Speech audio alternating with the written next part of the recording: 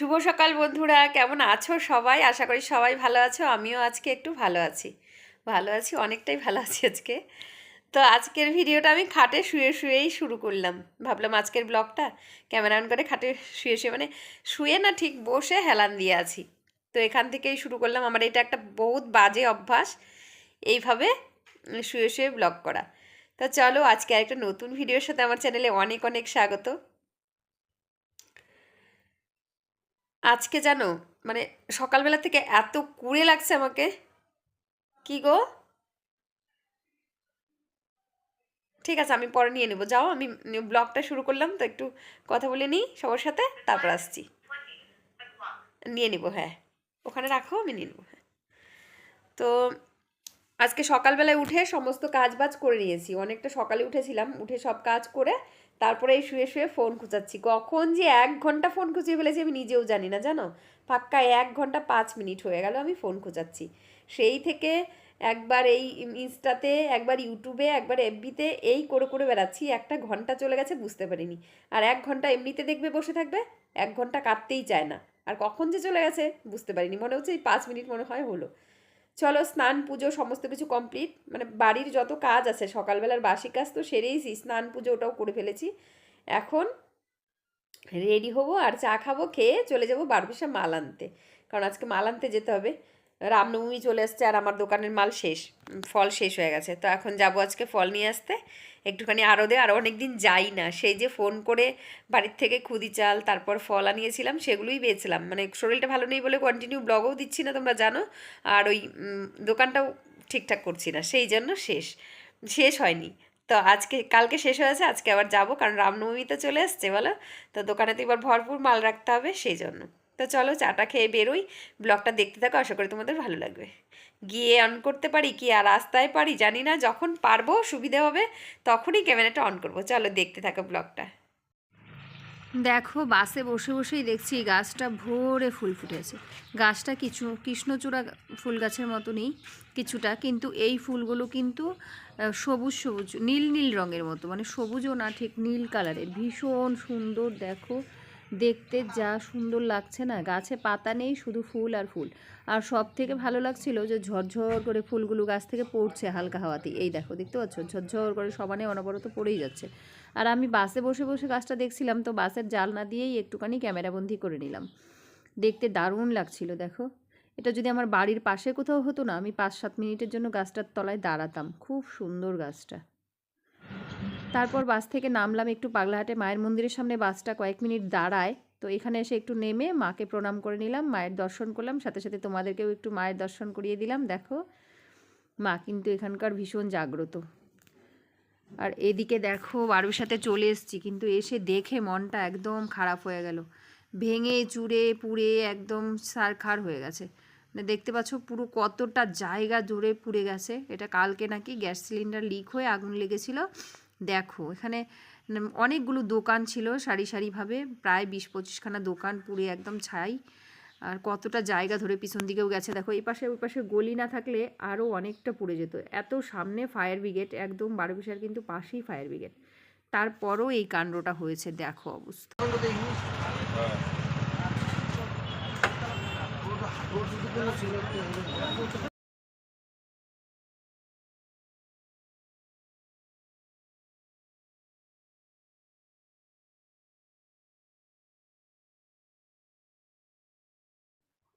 Guys, এই যে আমার ভাত ভাজা হয়ে গেছে, ফুলকপি আর পেঁয়াজ দিয়ে ভেজে নিয়ে এসেছি। এখন এটা খাবো। তার সাথে কি দিয়ে খাবো জানো? এই যে ডাটা।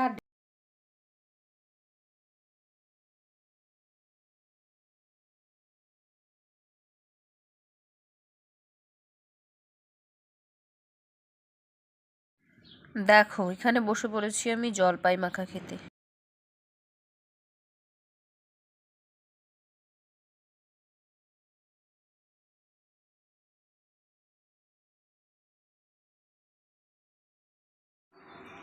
গাইজ, সায়ন তো বাড়িতে নেই, মামা বাড়িতে, তোমরা তো জানোই। এখন সন্ধেবেলা আমি এখানে, এই যে 5:30 বাজে, সন্ধে হয়নি, আমি ম্যাগির স্যুপ করেছি। এই দেখো, টমেটো পেঁয়াজ দিয়ে, লঙ্কা দেইনি, দিয়ে ম্যাগির স্যুপ। আর এটা এখন আমি খাবো। আর সায়নের কথা খুব মনে পড়ছে, কারণ ও বাড়িতে থাকলে ও এইভাবে ম্যাগি কোনো দিন খায় না, ওকে ভেজে দিতে হয়। তো চলো ম্যাগিটা খাই, তারপর আসছি। তো আলাদা আলাদা ভাত এই জন্য বসিয়েছি, কালকে শুক্রবার, আজকে বৃহস্পতিবার, দুপুরবেলায় মাংস আর ভাত রান্না করেছিলাম। আর সকালবেলায় ঢ্যাঁড়স সেদ্ধ, ডালের বড়া, মুসুরি ডালের বড়া পেঁয়াজ দিয়ে, আর উচ্ছে সেদ্ধ করেছিলাম। তো ওই খাওয়া দাওয়া হয়েছে। আর আমার জন্য একটু মাছের ঝোল কালকের ছিল ফ্রিজে, সেটা দিয়ে আমি দুপুরে খেয়ে নিয়েছি। আমি পোলট্রির মাংস খাই না, তোমরা সবাই জানো। তো সেই জন্য এখন ভাতটা একটু কম রয়েছে, মানে যতটুকু ভাত রয়েছে দুজনার হয়ে যাবে। তো সায়নের বাবা খেলো আর সায়নের জন্য দিয়ে দিলাম। আর কালকে শুক্রবার, এখন যদি রুটি বানাই ভাতটা থেকে যাবে, কারণ যতটা ভাত দুপুরে ছিল ততটা ভাত কিন্তু লাগবে না, মানে আমি আর সায়ন খেলে শেষ করতে পারবো না, তোর বাবা আর সায়ন খেলে শেষ হয়ে যাবে, শেষ করে দিয়েছে। যদি রুটি বানাই ভাতটা থাকবে, সেজন্য বানাইনি। আমার জন্য এখন আমি প্রথমে ভেবেছিলাম রান্নাই করব না, কিছু একটা খেয়ে শুয়ে পড়বো। তো তারপর ভাবলাম না, এমনিতেই শরীরটা ভালো না, তার উপর থেকে যদি না খাই শরীরটা আরও কমজোরি হয়ে যায়। সেই জন্য ভাত বসিয়েছি, এবার ভোগ চালের, গোবিন্দভোগ চালের ফেনা ভাত।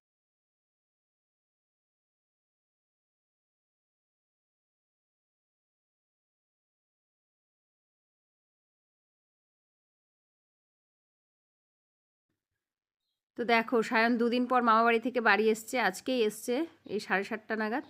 এসে এখন পড়তে বসেছে, এখন বাজে অনেক রাত হয়ে গেছে, এখন কিন্তু 9:30 বাজে। এখন থেকে পড়ছে, ও কত রাত অবধি পড়বে জানি না। তো ও এখানে পড়লে বিছানাটা পাশে, আমিও ঘুমাতে পারবো না। তো চলো আমিও একটা কাজ করি। যেহেতু সায়ন পড়ছে, মানে মামার বাড়িতে ছিল, তো ওর পড়াগুলো ডিউ রয়ে গেছে সমস্ত, তো ওগুলোই এখন কমপ্লিট করছে। আর আমি এদিকে বসে গেছি বাতাসা প্যাকেট করতে, কারণ আমার আজকে অনেকগুলো প্যাকেটিং করতে হবে। দোকানের সমস্ত প্যাকেট শেষ হয়ে গেছে, কিশমিশ, চেরি, কাজু, মানে সমস্ত কিছুই, বাতাসা, নকুলদানা, সব প্যাকেট করতে হবে। তো ভাবলাম কালকে করব, কিন্তু যেহেতু সায়ন পড়ছে ওখানে পেছনে, আমার দেখতেই পাচ্ছ ও পড়ছে, আর খাটের সামনে যদি পড়ার, আর সায়ন না আস্তে আস্তে করে পড়তে পারে না, ও আওয়াজ করেই পড়ে, জোরে জোরে চেঁচিয়ে চেঁচিয়ে পড়ে। তো যদি পড়তে থাকে আমি তো ঘুমোতেও পারবো না, আর লাইট নেভাতে পারবো না, লাইট বন্ধ না করা হলে আমি আবার, অন্ধকার ভালো করে না হলে আমি ঘুমোতে পারি না। সেই জন্য ভাবলাম ও যেহেতু পড়ছে, তাহলে আমিও আর ওই সময়টা নষ্ট না করে ওই বসে বসে প্যাকেটটা সেরে রাখি। তা বাতাসাটা যদি প্যাকেট করে রাখি, সকালবেলা না হয় নকুলদানা আরও বাদবাকি যা থাকবে তা করা যাবে। তো সেই জন্য বসে গেলাম, এখানে 2 কিলো বাতাসা নিয়ে বসেছি আমি প্যাকেট করতে। আর ভালোই হয়েছে একদিকে যে আমি প্যাকেট করতে বসে পড়েছি, ব্যাগের থেকে বের করিনি, এখন বের করে দেখছি প্রচুর পরিমাণে পিঁপড়ে একদম ছড়িয়ে ছড়িয়ে রয়েছে, জানো, ভর্তি করে জড়ো জড়ো পিঁপড়ে। তো ওগুলোই বেছে বেছে এখন প্যাকেট করছিলাম, কারণ আর যদি না বসতাম, সারা রাত থাকতো, সকালে উঠে দেখতাম যে অর্ধেকের বেশি বাতাসার মধ্যে পিঁপড়া একদম ভেতরে ঢুকে ঢুকে যায়। পিঁপড়ের খুব বাজে পরিস্থিতি। চলো পরে কথা হচ্ছে, প্যাকেট করে আসি। তো গাইজ, এটা কালকের ব্লগ ছিল, কালকের ব্লগটা কালকে শেষ করা হয়নি, রাত্রে শেষ করব বলে আর শেষ করিনি। ওই বাতাসা প্যাকেট করে তারপর শুয়ে পড়েছিলাম। তো চলো ব্লগটাকে এখানেই শেষ করছি, সবাই ভালো থেকো, সুস্থ থেকো, দেখা হবে তারপরের ব্লগটাতে। টাটা।